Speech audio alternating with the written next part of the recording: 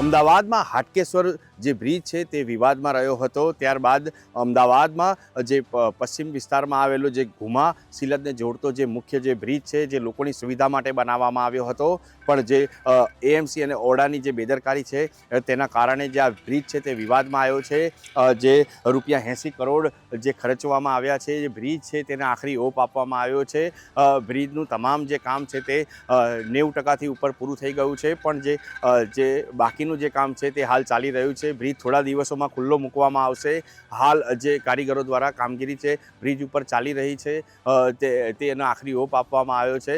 આપ દ્રશ્યમાં જોઈ શકો છો કે પ્રજાના જે 80 કરોડથી વધુ જે રૂપિયા છે તે આ બ્રિજમાં ખર્ચવામાં આવ્યા છે, પણ ઓડા અને એએમસીની જે બેદરકારી છે તેનો આ નમૂનો જે હોય તે કહી શકાય। કેમ કે જે બ્રિજ છે તેને ચડવા માટે તો રસ્તો છે, પણ ઉતરતા જે બ્રિજની સામે એક દિવાલ આવેલી છે। લોકો છે તે વાહન લઈને આવશે, પણ જે ઉતરવા માટે જે બ્રિજને સામે જે દિવાલ છે સાથે 10 ફૂટનો જે રોડ છે, આ 10 ફૂટના રોડમાં જે વાહનો છે જે કેવી રીતે પ્રસાર થશે તેને લઈને પ્રશ્ન છે। કેમ કે એએમસી ઓડાની જે બેદરકારી છે તેનો આ નમૂનો છે, કોઈ સંકલન નહોતું। જે પરિસ્થિતિ છે તે આપ જોઈ શકો છો, કારણ કે પ્રજાના જે રૂપિયા છે તેનું પાણી થઈ રહ્યું છે। ₹80 કરોડથી વધારે આ જે બ્રિજમાં ખર્ચવામાં આવ્યા છે। હાલ તમામ પ્રકારની જે તૈયારીઓ છે તે પૂરી થઈ ગઈ છે। બ્રિજ છે તે ખુલ્લો મૂકવામાં આવશે, પણ જે બ્રિજ ખુલ્લો મૂક્યા બાદ ચાલશે કે નહીં તેને લઈને પણ ઘણા સવાલો થઈ રહ્યા છે। હાલ એએમસી અને ઓડાની જે બેદરકારી છે તેનો આ જે નમૂનો છે તે જોવા મળી રહ્યો છે। હાટકેશ્વર બ્રિજ વિવાદમાં રહ્યો છે, પણ જે સિલજ અને ઘુમાને જોડતો આ બ્રિજ છે તે પણ હવે વિવાદમાં જે મધપૂડો છે તે છંછોડ્યો છે। એ નથી, એ તો એ લોકો કહે ને, ઓડાવાળા કહે અને મ્યુનિસિપાલિટીવાળા કહે કે આપણે અમારે તો શું કહેવાનું। હવે તો બન્યું ત્યારે પૂછતા હતા કે ભાઈ અહીંયા આગળ આ બને છે તો આગળનો રસ્તો શું છે એમ। આ રેલવેવાળાએ બનાવેલો છે બ્રિજ, અને આગળનું કામ એ અમારું નથી જોવાનું, એ મ્યુનિસિપાલિટી જોશે।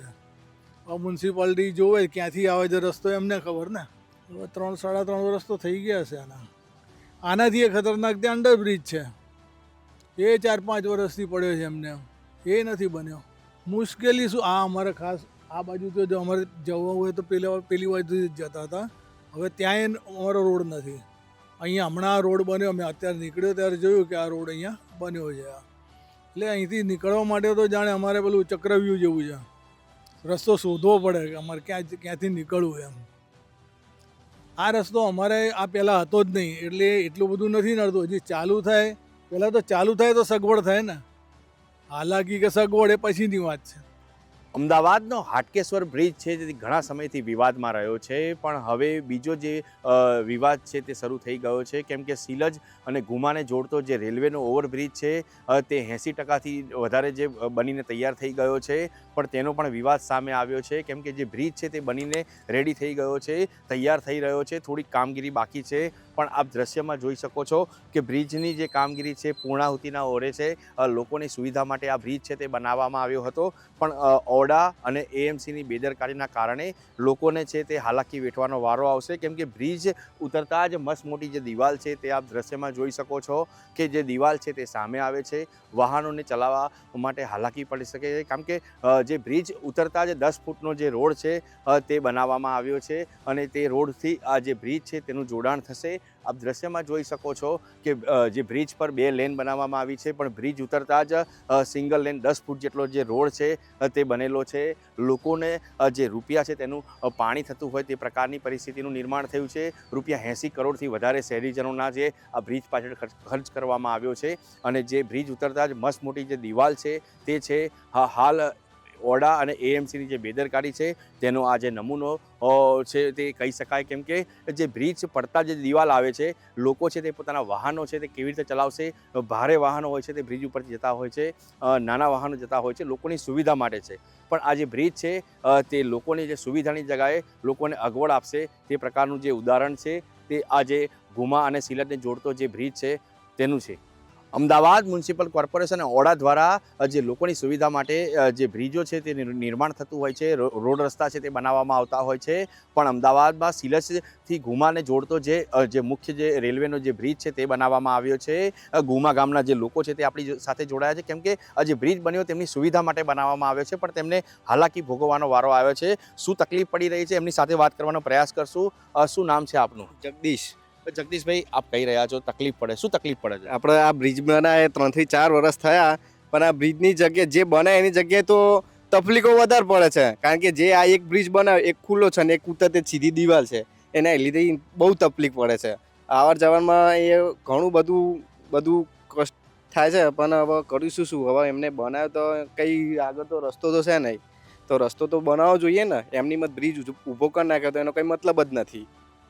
જે લોકો છે ઘુમા ગામના છે, સ્થાનિક છે, તે આપણી સાથે જોડાયા છે. કાકા શું નામ છે આપનું? મારું વિષ્ણુજી ઠાકોર. વિષ્ણુભાઈ, શું તકલીફ પડે છે? આ જે પુલ બનાવ્યો ને સાહેબ, હવે આ બિલકુલ કોઈ મતલબ વગરનો હા. આ 80 કરોડ જે ખર્ચો કર્યો ને, બસ એ પાણીમાં જ જાય. એવું સમજવાનું કે આ જે પુલ બનાવ્યો ને એનો રસ્તો જે શેડે અડા ને એ કોઈ મતલબ વગરનો જ છે. હવે આમને રસ્તો છે ને પુલનો ખર્ચો ખોટો કરી દીધો આ લોકોએ. એટલે આ ખોટી રીતનો જ છે પુલ. આ કોઈ જગ્યા કોઈ અમારે કોઈ ઉપયોગમાં નહીં લેવાના રહે. આ પુલનો કોઈ ઉપયોગ થવાનો નહીં. આ કે રસ્તો તો પહેલાં મેન મળતો તો નહીં, કોઈ રસ્તા ટચ થતા નહીં આના. આ ખાલી બસ આ બેકાર કરીને મેળ દીધું અને પૈસા બતાવી દીધા કે 80 કરોડ રૂપિયા ખર્ચ્યા. બોલો સાહેબ. જે લોકો છે તે જોડાયા છે, ગામના જે યુવાન છે તે બી જોડાયા છે. શું તકલીફ પડતી હતી આ જે બ્રિજ બનતો હતો તે સમયે? તે સમયે 3 થી 4 વર્ષ સુધી તો અમને આવવા જવામાં તકલીફ પડતી હતી. અને પેલી બાજુથી આવતા અને આ બાજુથી આવતા. આ બાજુ તો ચાલે, પણ પેલી બાજુથી જે અમારે રોજનો રસ્તો આવર જવા થતો એમાં ઘણી બધી તકલીફ પડી. 3 વર્ષ અમે તકલીફ વેઠી છે.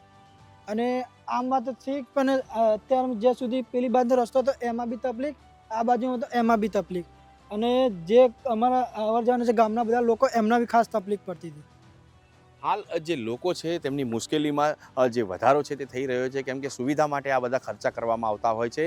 પણ જે રૂપિયા છે શહેરીજનોના, તેનું રૂપિયાનું જે પાણી છે તેનો આ જે નમૂનો જે બ્રિજ છે તે કહી શકાય. કેમ કે જે ગુમા છે, જે ગુમાથી સિલટને જોડતો જે મુખ્ય જે બ્રિજ છે તે ગ્રામજનોની જે સુવિધા છે તેના માટે બનાવવામાં આવ્યો હતો. પણ હાલ તેના કારણે તેમને મુશ્કેલી વેઠવાનો વારો આવ્યો છે. કેમેરામેન હેતલ ખત્રી સાથે બળદેવ બ્રહ્મક્ષત્રિય, ધ ગુજરાત રિપોર્ટ, અમદાવાદ.